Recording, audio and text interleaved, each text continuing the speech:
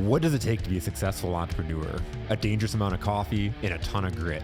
My name is Jason Tracy, and every week I interview business leaders to share their stories, life lessons, failures, and advice with you. Welcome to Coffee and Grit. What is up? What is up? Welcome back to another episode of Coffee and Grit. I'm so excited to be in the studio. I've been looking forward to this episode for quite a few months. We had this one booked out for a while, and then an unfortunate basketball accident, a flying head backwards, prevented us from filming the first episode a month or so ago. But super excited to have Michael Mann in the studio, and we're going to talk about something we haven't really talked about in the Coffee and Grit history, and we're talking about, again, always giving you all the resources and knowledge to build successful businesses. And it's just, quite honestly, if you don't have your financials down, you're probably doomed, right? You're probably not going to succeed. And I love the first time I met Michael, he talked and shared a story about paying the dumb tax and what makes him so motivated to do what he does. So I'm super excited to dive into that. I do want to, before we get started, kind of rewind back a couple of weeks. It's funny, we always talk about winning or learning. And a couple episodes ago, this was episode number 124, The Sunny Side of Main Street. I was talking to Sydney Pulaski, a phenomenal episode talking about opening up a business downtown on Main Street, running retail, starting a boutique. And it's really funny because she just asked me a question of, what do I do when I don't agree with somebody, or if there's somebody saying something that I disagree with?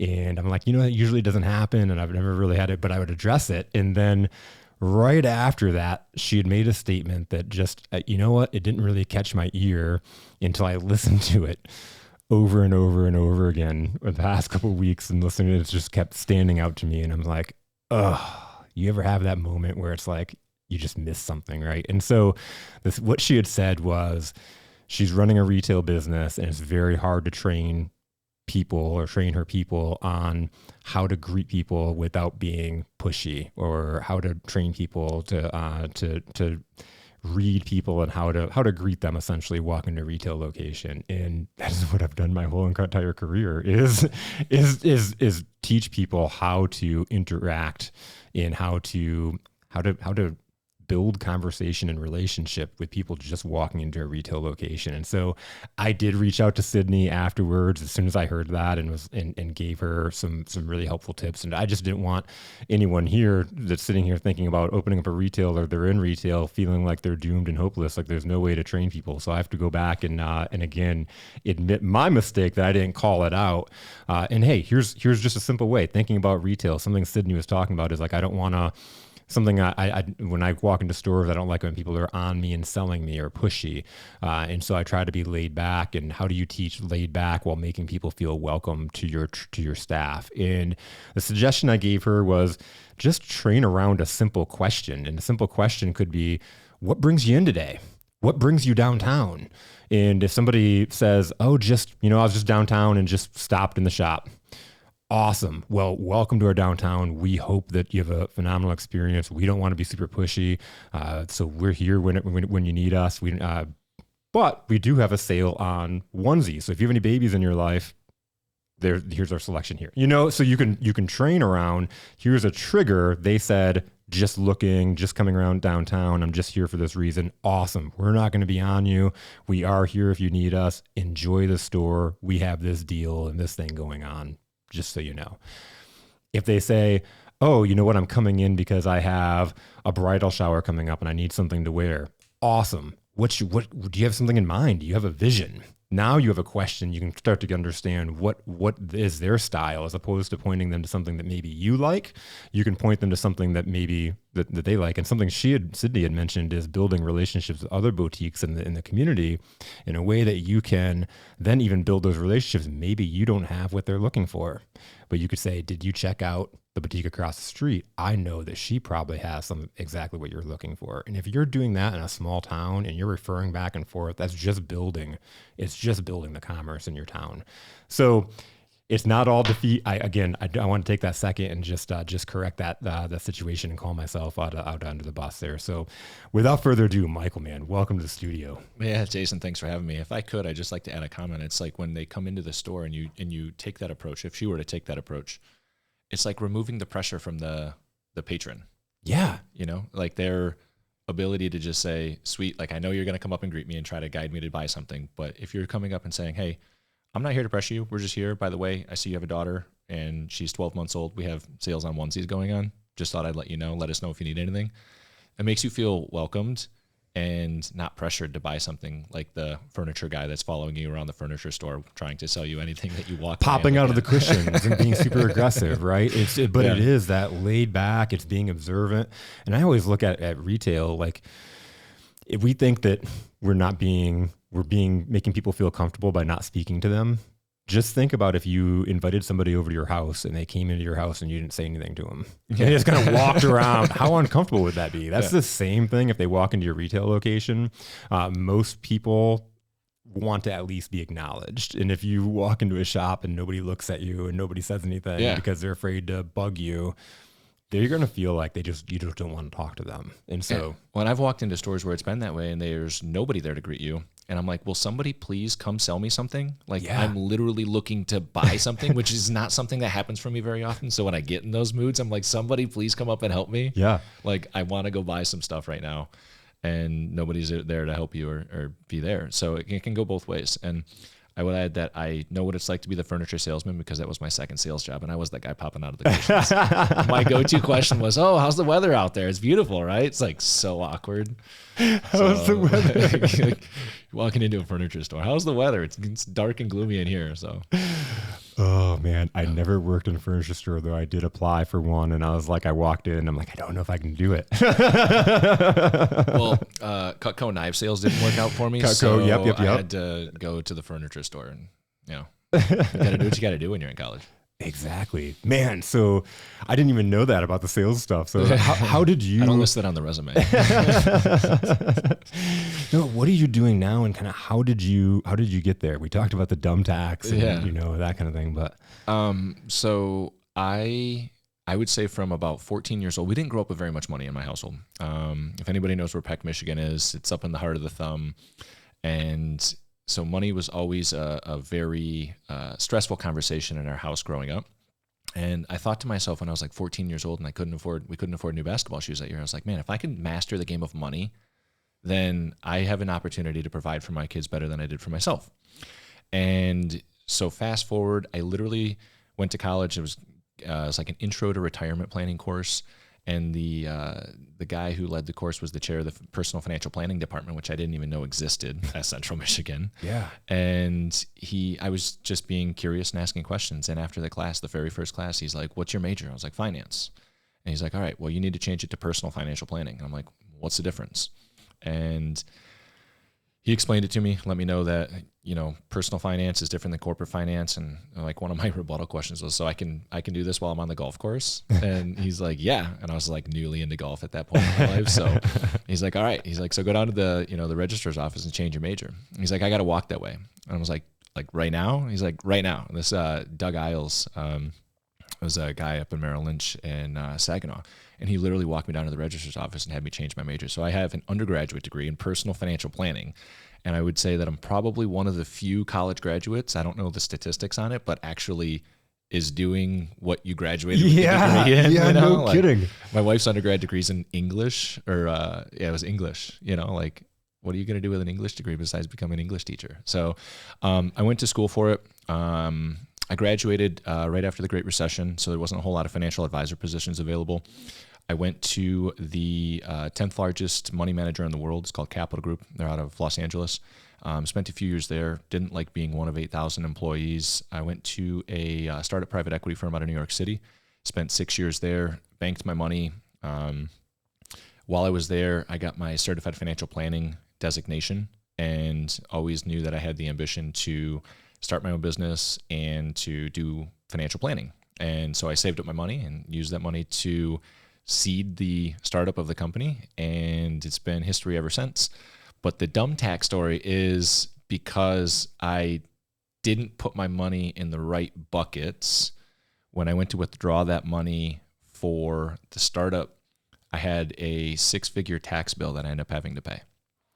And so where I had 18 months, and financial services is not like maybe tech companies where you can, come out the gates and start hitting home runs, and It's a process to build. it is a long process. Trust takes 6 to 12 months typically to establish. Yeah. So when you come back and you don't have a network, like it's just not a get rich quick scheme. It's a long process to build. You have to go get clients. And then, I mean, say you bring on a $500,000 account. Well, you may make $5,000, but you don't get, it's over the course of a year. You know what I mean? So you get what, $400 a month? Yeah. You know? And so like, it's a long process to build. So when I had my nest egg to kind of get started by, and then my 6-figure dumb tax cut that in half, and now my runway goes from 18 months down to 9 months.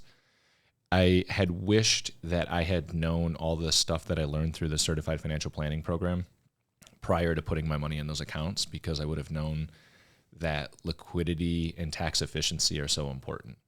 And I felt like, and this is why after we started doing financial planning, we added in the tax planning service specifically, is because in my experience, I can't find any statistics to back this up, so just, take this for what it's worth.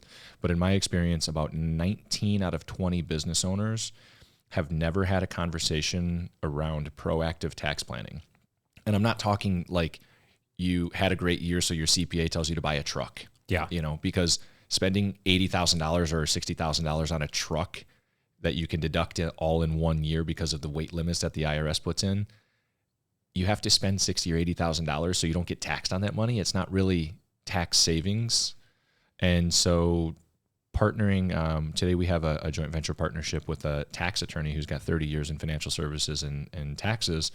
And he builds the tax plans for all of the families that choose to work with us. And so today we do tax planning, and I equate that to like building, setting the foundation for a home. And then once that leak, that foundation is solid, then we can build on top of that, right? And it's funny because in addition to being a certified financial planner professional, I'm also a certified exit planning advisor. And so for business owners that are looking to exit their business in 5, 10, 15 years, we can talk about exit planning and a little bit if you'd like. But their process is they call it the Value Maturity Index, and it's identify what you have, protect what you have, and then build once you've protected what you have. And so that analogy of tax planning as the foundation is protecting what you already have, because it's hard to go out there as an entrepreneur and make money. Like I've heard on prior episodes of yours, it's like, I think one of the titles of your episodes was, if you build it, they will come. Yeah. And I think you and Sydney were actually talking about and making reference to that as well. It's like, wow, I opened the store, so you think people are going to come in and buy stuff, right? Yep. And, so I opened a financial planning firm, and it's like, sweet, where are all the customers? And it's not that way. And so it's hard to go out there and build a company on protecting what you have and making sure you keep as much of what you earn. I have found is a undervalued service until somebody goes through the process and they're like, cool, like now I'm taking home 20K, 50K, 80K, 100K more than what I was before I found you. And we charge a fraction of the cost savings that we identify from a tax planning perspective. And it's always that way. And we don't charge somebody if they don't have tax savings that we can identify. So if they go through the process and we can't identify any tax savings, we're like, all right, sweet, you're not going to get charged. Yeah. But having that tax savings as a first step in the process allows us to come in and add a lot of value for a fraction of the price. And it's basically a right that we've earned to talk about financial planning, insurance, investments, exit planning, to try and become over time, one of their most trusted advisors on their advisory team of building wealth and running a business. And most of them have families and kids, and taking care of them and being present in their spiritual life, if that's a thing for them as well. Before we get back at it, a quick shout out for our sponsor, Playbook Builder, powered by AI. This show has always been about giving the resources and the tools to small business owners in order to grow and scale your businesses successfully. And so I'm so excited to partner with a company that does just that. If you've listened and heard any of our guests, you've heard talking about building process, developing and training, building culture, are all such important pieces in order to building a great company. Well, Playbook Builder, powered by AI, has come along and revolutionize the game on how you can do that for your team and people, whether you're onboarding new people, training and developing, continued training and developing, you're looking to scale your business or eventually sell, or most importantly, you're looking to build a legacy as a visionary. Playbook Builder powered by AI is able to solve those problems for you. For me as a consultant, I've been able to plug in, and it's so amazing for what I do for clients. I can now leave a legacy. And so, for example, I'm next week training a new hire for a company, and I've been able to build out the next month of her training program using Playbook Builder powered by AI. The cool thing about the AI, what does that do? What's the hardest part of building out a process? Taking the step by step and making it easy to learn. What the AI piece does is you can actually type in what process it is, whether you want to onboard, if you want to onboard a new employee, type in onboard a new employee and what type of industry you're in, and the AI will put together a foundation for you to build out your playbook. It is absolutely incredible. But don't take my word for it. Head on over to playbookbuilder.com, and these guys have set it up to where you can take this for a test run with no obligations. Plug in what kind of playbook you want to build. If it's a sales training playbook, for example, plug that in the description. And in the description, you can also put in what kind of industry you're in, and then hit generate, and it will generate a playbook for you. Impressed from there, and you can take a 30-day free trial of the playbook system altogether.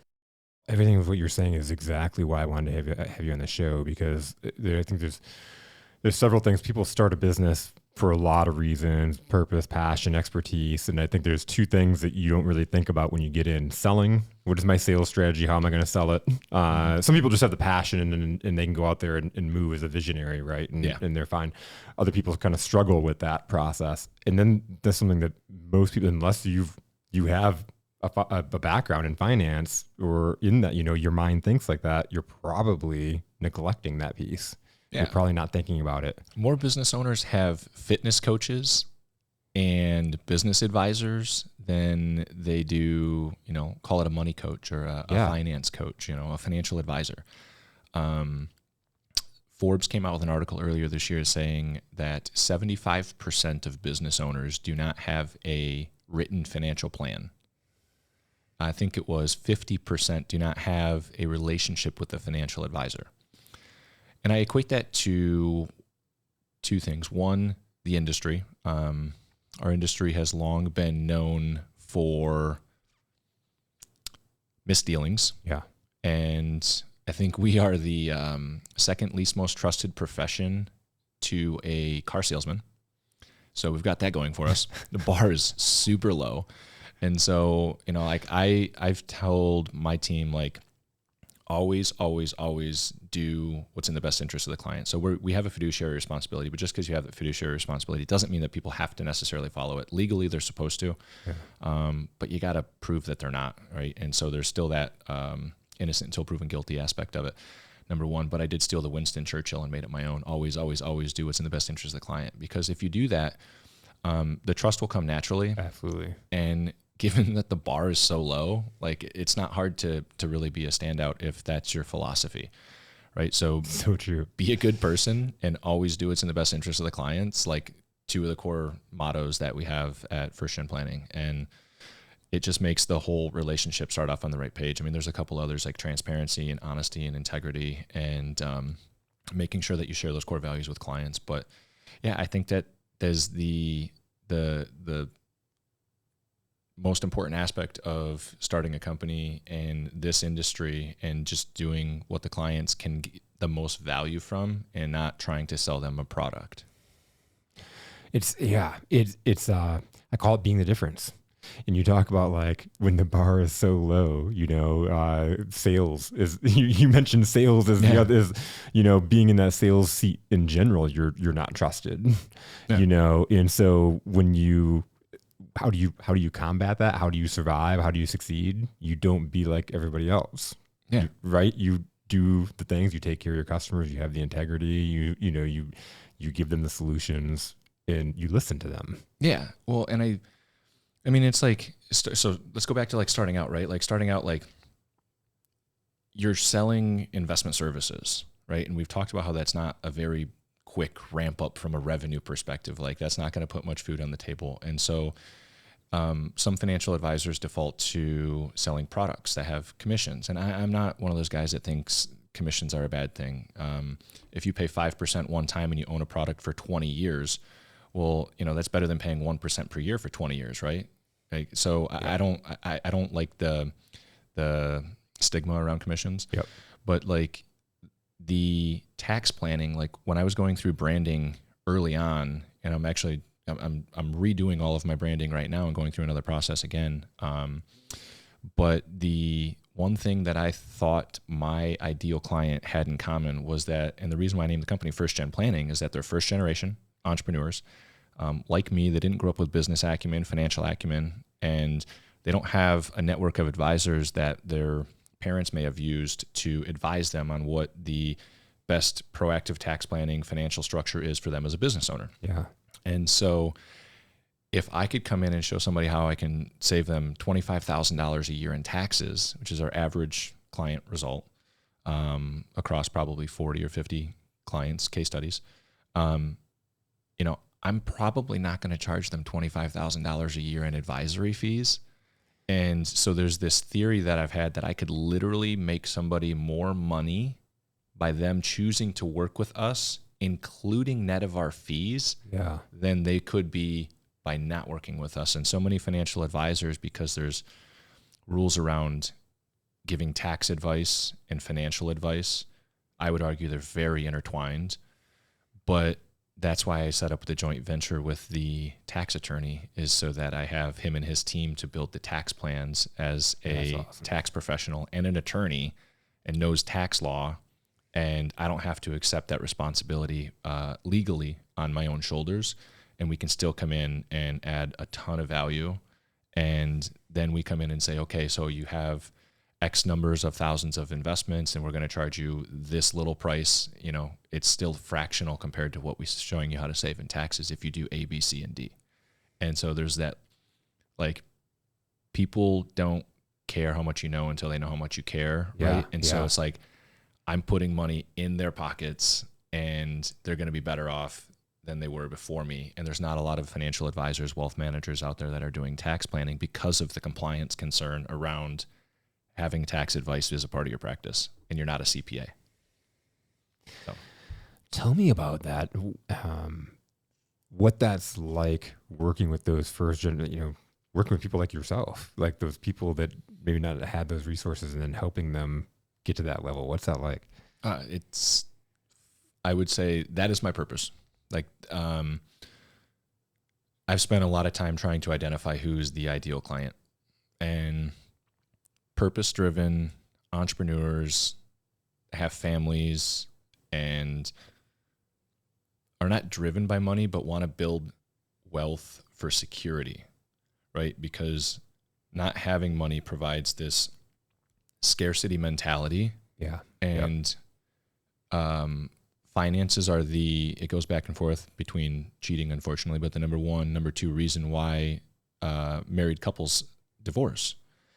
And so while there is definitely a financial aspect of value add that we feel like we can bring, the emotional aspect of knowing you can lie your head on the pillow at night and have 12 months cash reserves. And your business could literally do nothing for the next 12 months and you're going to be okay. Yeah. Like that's that level of security. If that's a position that you're in, you sleep a lot more soundly at night than if you don't have that. And then like mental clarity that you're able to go into your business every single day, not having to worry about your finances because they're on point or they're getting on point, right? You're in progress of accomplishing that.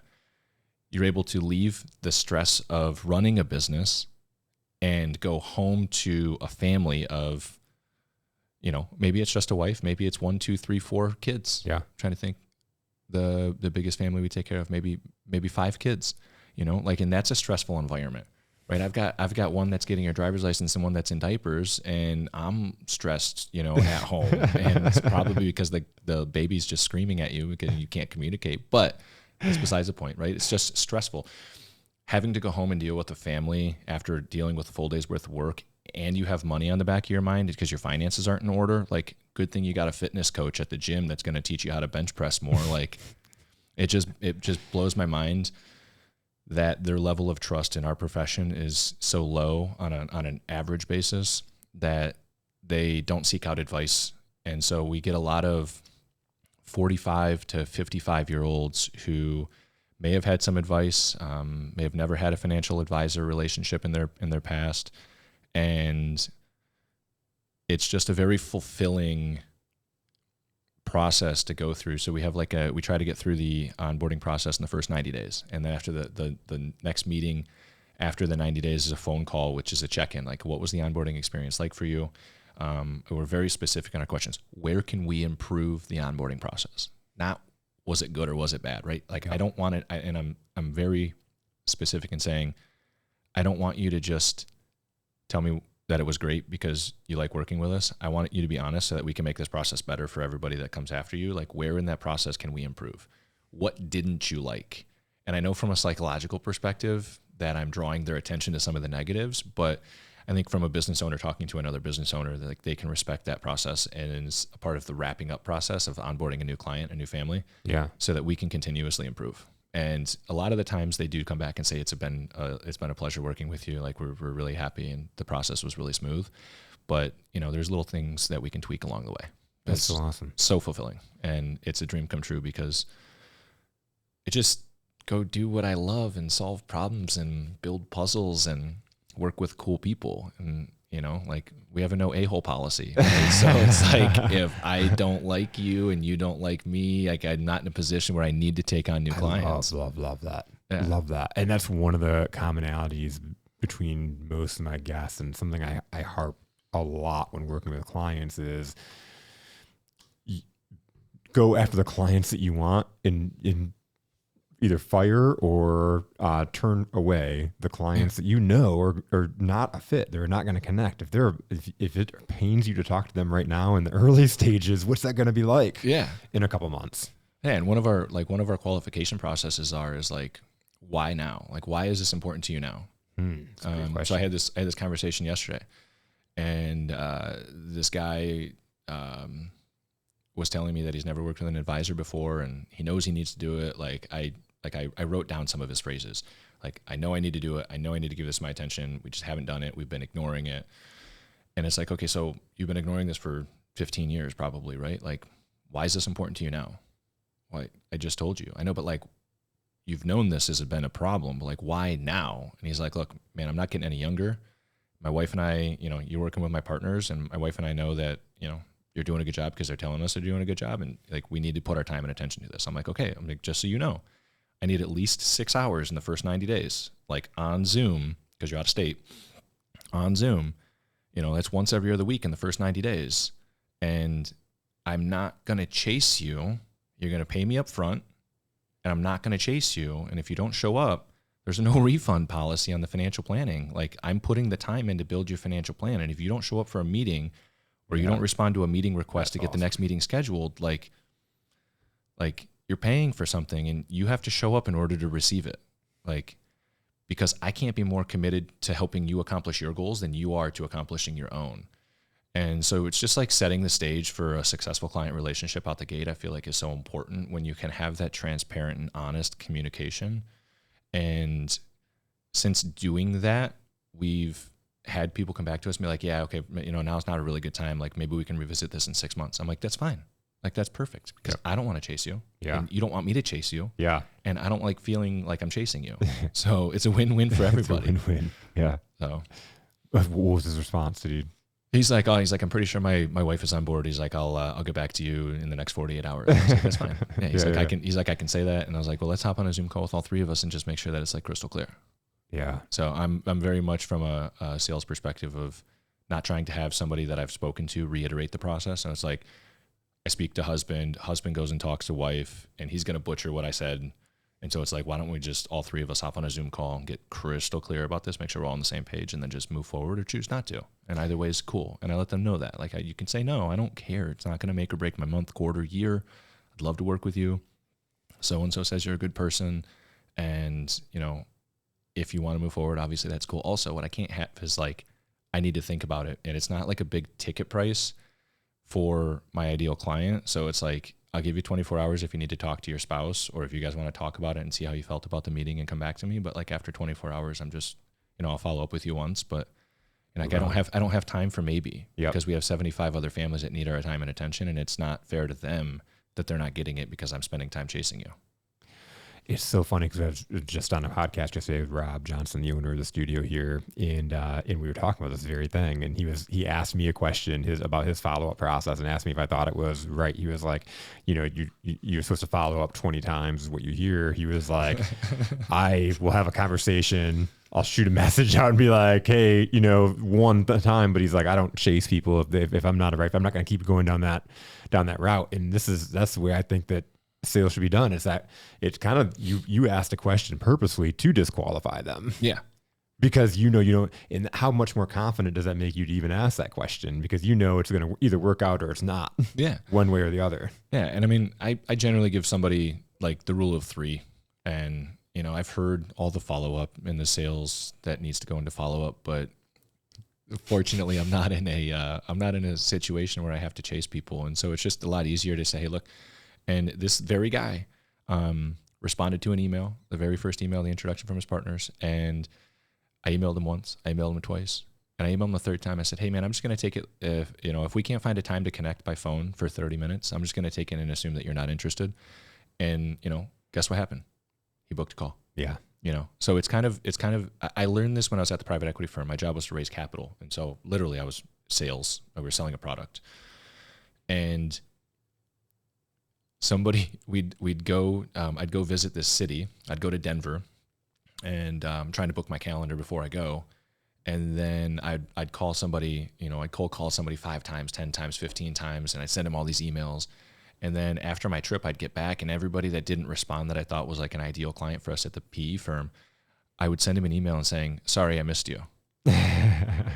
And they would respond back, no worries. Let's get together next time you're in town. And so it's like, it's kind of amazing to me from like a sales perspective and like a psychology perspective, when you apologize or like when you push people away, it's polarizing to a sense where they're like, no, like I want to be involved, and they pull back. So it's kind of a cool thing that I learned probably back in like 2017, 2018. It's so funny because it's one of the first sales tactics I learned as a door-to-door salesperson. Like they were like, put the coupon booklet in their hand and then take it out. It was like, oh, okay. And it seems so dumb then, but it's not even, because I think it's not even caring one way or the other, because if you got to chase them, it's not worth your time anyways. And so like, you throw that out there, and it's the confidence that, okay, if that lights a fire under their ass and then they go, like, yeah, 100%. It's, I think, Oren Klaff, if you've ever read his book, Pitch Anything, or, all his work is from like Robert Cialdini, like the Principles of Persuasion and stuff. And he was like, neediness kills attractiveness. Like, you are no longer a shiny object that can help people if you are needy. Yep. And so you need to eradicate all neediness, and in order to display that confidence so that somebody will be able to establish the trust that you're going to be able to do what you say you're going to do. And that's like the biggest pitfall for so many professionals. Do what you say you're going to do when you say you're going to do it. And so I'm full of these. If you just do that, you'll probably be successful. Yeah. It's on its own. Right. So that's where I need Playbook to help me with my systems and processes. Yeah. Definitely. Did you hear the episode? We have the promo code with the 10% off for the year. I did. I don't remember what it was. Yeah. But I got difference maker for all those out there. Capital D, capital M. Yep. There we go. Yep. Difference maker. So, super excited. I've been using it. It's a phenomenal platform. I've been using it with my clients and onboarding salespeople, and so like it's been one of those things of like, how do I leave a legacy as I'm consulting somebody? So I just had a client I ramped up in March. I was with them for a year, and we built these processes, did these things, onboarding, all this kind of stuff, and then I leave and they have it in their processes. But what if there was this platform that created a playbook that they'd have forever? Yeah. That they could update as they grow. Yeah, I mean, that's no different than what I'm doing, right? We produce a tax planning document, we produce a financial planning document, and we don't produce any exit planning documents. There are colleagues of mine in the Exit Planning Institute and the Exit Planning, the Association of Exit Planning Advisors that will produce documents for exit plans. We don't hold ourselves out to be business consultants. We're wealth management professionals, and so there's two paths, right? There's a business advisor and there's a wealth manager that work alongside of each other to make sure that the business is heading towards the path of exit, 5, 10, 15 years from now. Yep. And the wealth manager is working on building the assets that they need outside of that. So that hypothetically they exit for, $5 million and they need to have another $5 million saved on the other side in order to hit their financial planning goals. Then, we're all working together and we're all communicating. And so they'll produce a document, but that document needs to be updated every 90 days. Yeah. Right. It's not, Yep. it's not a static process. It's a very dynamic process. And I think that's where having that for you, I think is helpful for them to any business owner to take what you've built them and continue to modify that. Yes. Isn't that because things change, grow, Yeah. update, especially in sales as Yeah. products change and all that kind of stuff. Yeah. Teams grow, new people come and go. Products change, products are updated. The sales process is going to change. Yep. God forbid we add a new technology, Which happens all the time. all the time. You can't fix a problem, throw some technology at it. Exactly. That's my biggest pitfall. And then you have to hire people to figure out that technology. And I need somebody I need a consultant for my CRM to teach me how to use my CRM. Yeah, because my old CRM wasn't good enough. So did you recently taken that CRM? I've taken the CRM jump, and yeah. we just haven't hired the CRM consultant yet. We're trying to figure it out as we go. What are you using? It's called Redtail. Oh, I haven't heard that one. So for financial services, compliance is a disaster. Yeah. And so we have to have specific technologies that are compliant to make sure that we protect clients' non-public personal information. So a lot of fun.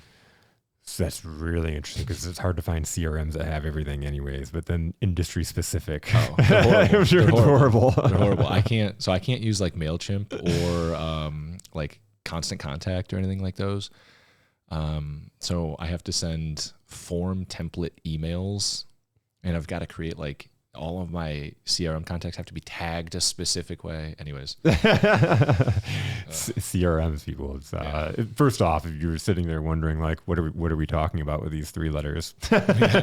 Look it up. You need one. Yeah, exactly. There's a post, and this is like completely random, but this is like one of the things I'm like, I have to ask them this, because I have some interesting stories. But you had a post a few months ago that was like, you were asking a question about in professional settings or being professional, is it okay to like swear or like, be yourself? What was it like? What's your thought behind that? So I don't like the word retirement. Yeah. I don't think my ideal client looks at the world of retirement. I think they look at their next act. So as a part of the exit planning process, there's a life after exit plan and having a detailed written life after exit plan. And so I used the words financial freedom because I didn't know if I used the FU date, if that would fly with my ideal clients. I have a lot of Christian and Catholic clients. Like I've gone deep on this branding process to try and understand who it is that really resonates with us. Yep. And those are the 2 primary religions. Like it's just something that we put a commonality on. And so I was thinking and asking the general public on my Facebook page if using vulgar language and being able to refer to it as the FU date would offend people in a professional setting. But it's the date at which, even if you own a business, like the sale value of your business, if you've gone through the exit planning process, we've gotten you a valuation on an annual basis or on every 2-year basis. You know how much you have saved.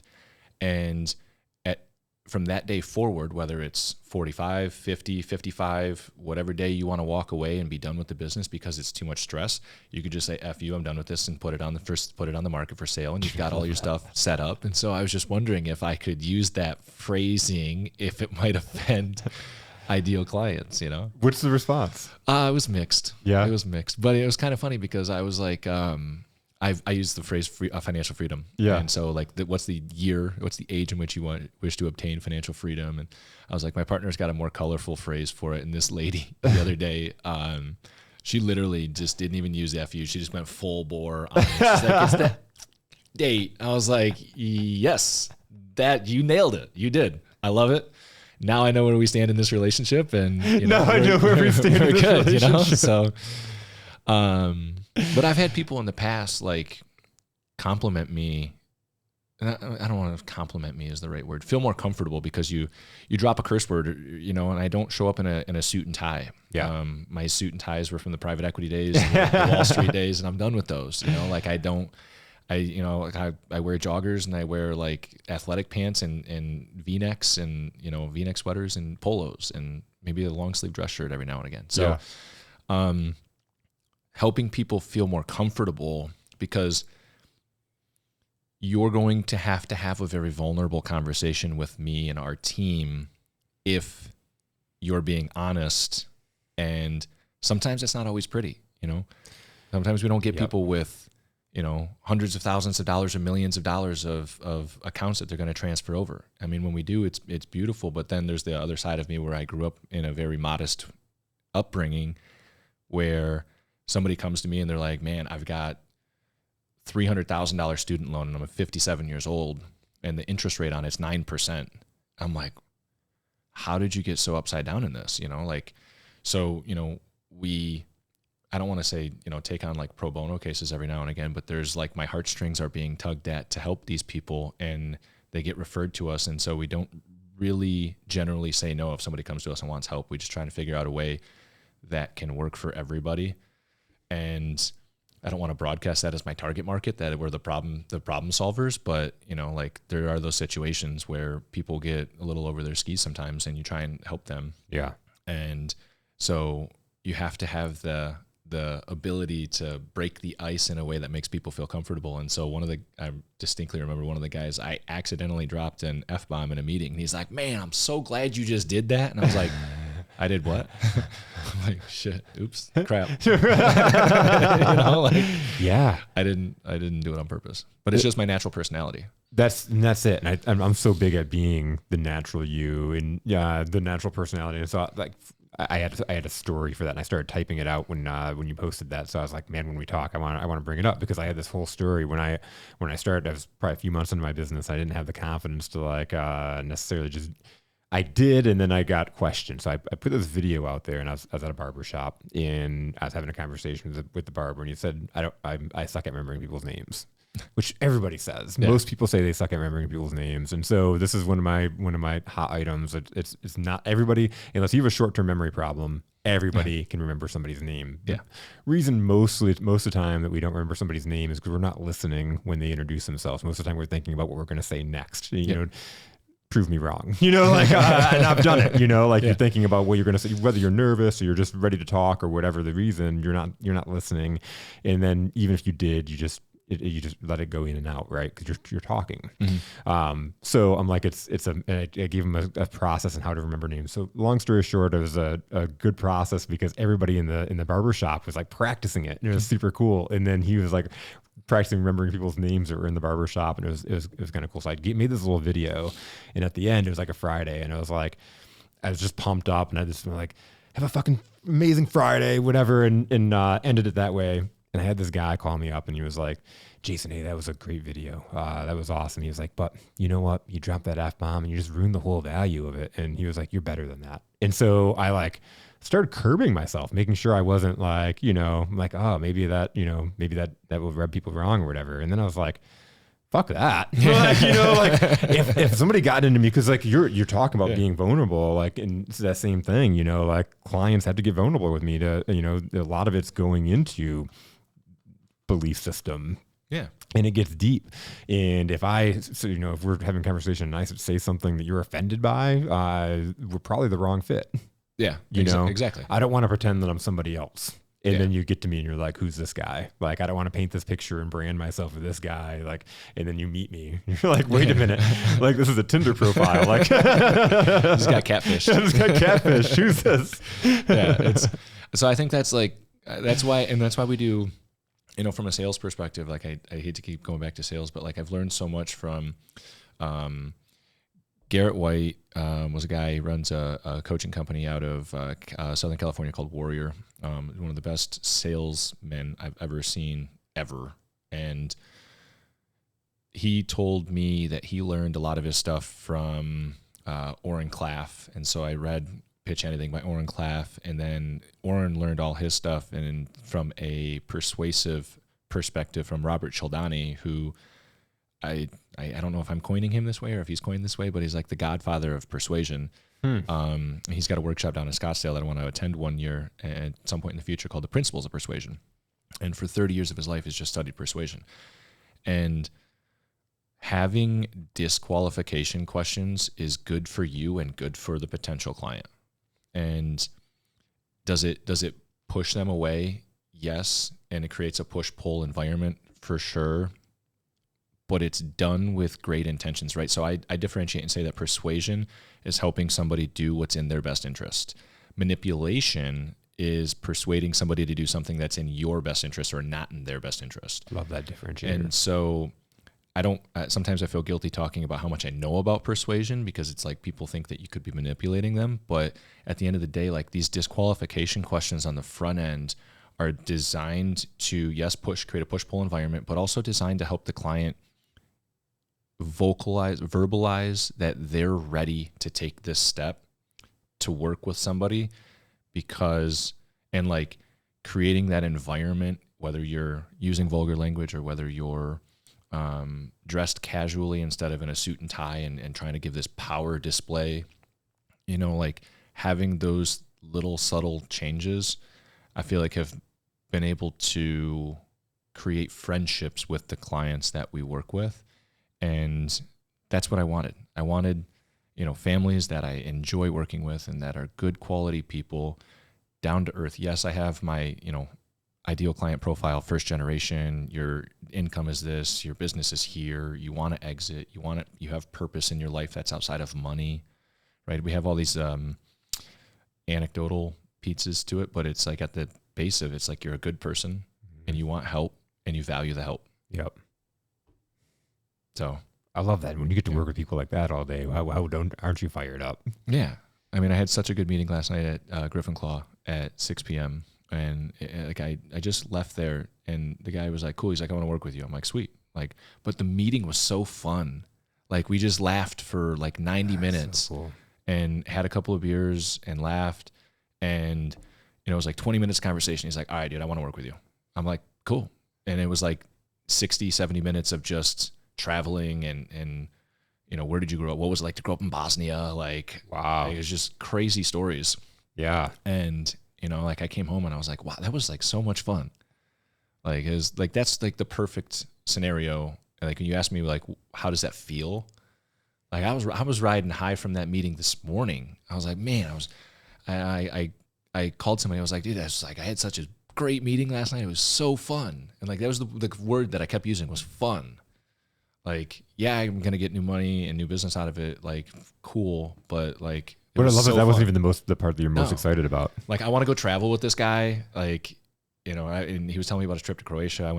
My wife and I did a trip to Croatia, and he's like, I can't believe you didn't go to Bosnia. I'm like, I never heard of Bosnia, bro. like, I didn't even know where it was. I had to look it up on a map before I met with you today, and then realized it's right next to Croatia. Like I don't know. I'm just from this like little farming community in Peck, Michigan. I didn't know what it meant to be Chaldean, and then I married one. So. It's like it's got to be a huge culture difference. Yeah, but I mean, it's like the epitome of my life. I'm like, I didn't know I had a tax problem until I paid $100,000 tax bill. I'm like, shoot, man, I should probably figure this tax thing out. Like, and if I figure this out, then I can teach other people how to do this. Like, cool. How cool is that, right? Like, super cool. I got to do my own financial planning, and then going through that process was like, okay, like, sweet. Like, here's how I do it for everybody else now. And I basically took my problem that I had and I teach that in the first 90 days to new clients. I'm like, you need to build your liquid cash reserves first. You need an emergency fund before you have a real estate portfolio. You don't need a real estate portfolio until you have some liquid reserves, right? You want to have your liquid reserves working for you. And so we've got like these lines of defense, I call them, like your first line of defense, your second line of defense, your third line of defense, your fourth line of defense, all liquid. Like as a business owner, cash flow is king. And so having 4 lines of defense that, you know, for some of my clients now, like I had a review, it was last week or the week before. I'm like, what are your liquid reserves? He's like, he's like, you know. I'm like, no, you should know. Like, what are they? And he listed them out. I'm like, you realize that you have 70 months worth of liquid reserves that if you ever need to pull from, you can pull from. Yeah, we got some of this other stuff out there. We're doing some cool things on the real estate side and the private debt side, but they're illiquid. You know, one of the problems I ran into when I went to start my business is I had some illiquid investments in real estate and venture capital and private equity. And when it came time to start my business, I couldn't just go knock a few bricks out of a building that we invested in Brooklyn, New York, and go down to the bank and ask for some liquidity. It doesn't work that way, right? So I have this mental picture of you chipping the bricks out, them coming out. What are you doing? Like, get my money back? Yeah. I own 0.5% of this building, and I'm taking this to the bank. You know, like, so it was, you know, like these are the pitfalls. Like I've just learned so many things the hard way, and these are my dumb taxes in life that it's my mission to help other entrepreneurs avoid. Because if I can help them avoid 1 or 2 or 3 of these mistakes, their path to getting to their FU date or their financial freedom date is going to be so much quicker. That's huge, man. And I love it. It's how it's tied into your story. Yeah. So I know life has been, you mentioned marrying into a Chaldean, you know, marriage, new baby. Like, tell me, how's that going? Well, building your business as well.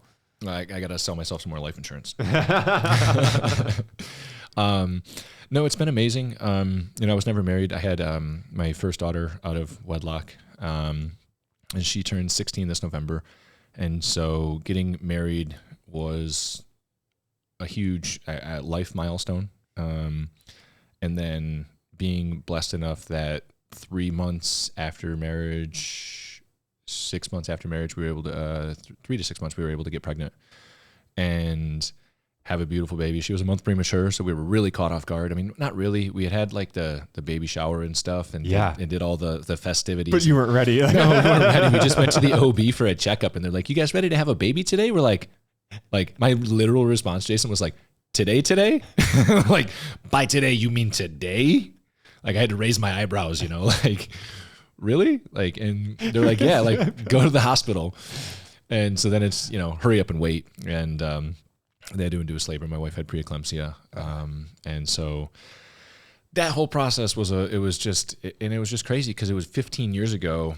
And by the time my daughter was born, like I had flown to the hospital 15 years ago, but I had missed the birth and I didn't know what that process was like. So it was like going through it for the first time in some sense. Yeah. And it was, I mean, it's just a beautiful creation of life. And it's just kind of amazing the way that the human bodies can work. And so June and July were very unproductive. I've got a partner to take over some of the workload, and we have a client service associate and the tax planning attorney. I've kind of segmented it into categories. So like I lead our financial planning team. My partner Matt leads our investment team. Ed leads the tax planning team, and we'll bring in an exit planning advisor that's local for a business owner if necessary, if the business owner wants a business advisor. And the Exit Planning Institute gives us the access to the certified exit planning advisors across the country. So contact information is all there. If I got somebody in Boise that wants a business advisor and doesn't have one, I can reach out. Yeah. So for the most part, my only responsibility is financial planning and relationship management and communicating all of the information that the teams are putting together and delivering it back to the client. So it wasn't bad, but we had, of course, all of the technological shifts happening at that point. The CRM, Schwab purchased TD Ameritrade. That merger just happened over the weekend, so there was like a big pre-ramp. So it's like everything had to happen in that time frame. Yeah. So it was a challenging time, and just figuring out how to communicate with your significant other, I feel like, is such an important factor. So there was one point I'm like, babe, I need you to step up and take more of the responsibility. I know we're both sleep deprived, but I'm like, I need you to do a little bit more of this. And she's like, okay, and so having the communication, because I feel like some couples may not be able to say that. Like, hey, she's like, what more do you want? I'm waking up every 2 hours. You know, like, I know you're taking the night shift, but I also need you to take the day shift so that I can get some work done, so that I can take care of our clients. Because if we don't take care of our clients, then they're going to leave us. And if they leave us, we don't have a sound financial picture like we do right now, right? So having the trust in your significant other to be able to go to them in a vulnerable position and say, hey, look, I need you to do a little bit more. Absolutely. I think is like the biggest thing. Communication in relationships is just very important. And it's not just spousal relationships, it's client relationships, it's friendships, right? Like, so communication, and everybody's got a phone today where they can just text. And I feel like that's why we've got this instant gratification of people forget names. Yep. You know, it's like, oh, cool, I met you, like, sweet, like my Facebook's popping off or whatever, you know. So many other things going on. I think even meeting people, I mean, how many times in life are you going and you see people just walking like this, you know, and you're missing the people that you're walking by. Yeah, I almost got hit yesterday because a guy's driving like this. I'm like, dude, oh man, you know, like. Ever since the law change in Michigan, I've been very, very good about keeping my phone not, you know, like I do not want to be pulled over for just because I have my phone in my hand. Because I typically would drive around with my phone in my hand. Well, and if you not need like directions, this, but like dude, I'm like all the way on the other side of the world compared to Brighton. But like I got the magnet, so I can hook the magnet up to the windshield. So and then when the maps are on, you know, no notifications come across, which is kind of helpful. Yeah. You know, so if I know where I'm going and I put it up there and I can see notifications, it's almost distracting. So I put it on do not disturb. But yeah, I feel like with that analogy, like you have to like put some things on do not disturb in order to focus and create something, some environments in your business to be able to cut out the screaming baby in the background. So I'd be working in, you know, from my home office and I'd have my AirPods in on noise cancellation mode. And my wife's standing across my desk with a screaming baby and I'm just like in the zone. And she's like, hello. I'm like, oh, hi. Yeah. What do you need? It's so awesome. For like, my wife doesn't figure out how I can get in the zone like that to where I can turn off all sound, you know, like, and it's just like, I can, think it's a dad skill. It's like, it's a dad skill probably. I remember breaking Jackson with a pacifier. So like, you know, 14, 15 years ago or whatever. And I was the one that had to do it. Cause I was like, I could just I'd like drive him around, you know, and like he'd scream or whatever and be like, all right, whatever. Yeah. I'd get my stuff done. It's just like, it becomes like the white noise in the background. Exactly. Yeah. Man, Michael, this has been an awesome conversation. I'm so glad you're able to make it down. The nose is healed and all that good stuff. It looks a little better. Yeah. Thanks for having me. Oh man, absolutely. It's been an absolute pleasure. What would you want to leave our audience with? I would say some statistics. The one that I want to re-highlight is that 75% of business owners and entrepreneurs don't have a financial plan. Financial planning does not have to be cost prohibitive. There's flat fee service providers. There's monthly retainer service providers. Financial planning is so important and will provide you so much more than financial well-being. It'll provide you emotional well-being, marital well-being, and doesn't have to be cost prohibitive. Secondly, understand exit planning. Christopher Snyder wrote a book called Walking to Destiny. I was actually kicking myself for not bringing you a copy today. Walking to Destiny. He just came out with the second edition. Pick it up, read it. It is the Exit Planning Institute's curriculum for certified exit planning advisors in a book. And understanding how to create enterprise value and not just ordinary income from a business, creating a business that's transitionable. 80% of business owners have no formal exit plan, transition plan. So 4 out of 5 business owners don't have an exit plan. 3 out of 4 don't have a financial plan. And in my personal experience, about 19 out of 20 have done no proactive tax planning. So those numbers are atrocious. That is my mission. That is my purpose, is to help business owners that are in that situation. There's other advisory teams out there that can do the same, but nobody as fun as us, of course. It's a lot of fun. So I just want you to hear those numbers. And, you know, the best time to start something was yesterday. The second best time is today. That's so true, because people will beat themselves up and then prevent themselves from doing it. The guy you were talking about earlier that was like, I've been thinking about doing this for like 15 years, you know? Yeah. Shame and guilt doesn't get you anywhere. And so just start, right? Just like you started this podcast, like it just takes one episode and then it's the second episode. and now there's One X foot in front of thousands the of other. listeners, you know, on a monthly basis. And so it's just like, just begin. It's not going to be great when you first start, but if you just begin, the process will get better over time. For the listeners, so there's been so many golden nuggets out of here that you've talked about, whether it's been sales, finances, relationships, communication. There's been so many golden nugget books. I love it when people drop books, and especially ones that I haven't read, because I'm gonna I make my list and I go out and I put them on my list. And what is it? What was the last one you recommended? Walking to Destiny Walking by to Destiny. Christopher Snyder. Okay, Snyder with an I. My list. That sounds like a great book. I'm going to send you a copy. Oh, super awesome. Yeah, I got 10 of them in my office. Fantastic. Michael, thanks a lot. Yeah, thanks for having me. Absolutely. It was a pleasure.